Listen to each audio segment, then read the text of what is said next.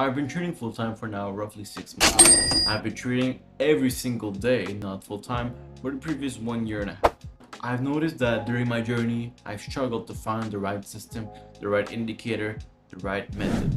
After a couple hours, basically hundreds of hours in the charts, I realized that one thing was always the same: time.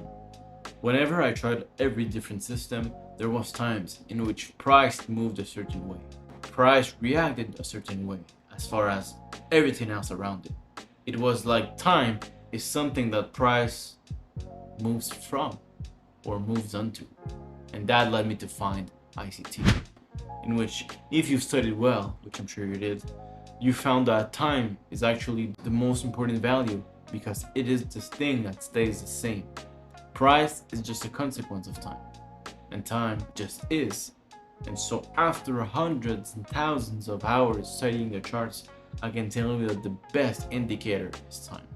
Price is one thing that comes after, but time is the extremely important factor which can sometimes make me enter or not enter a play.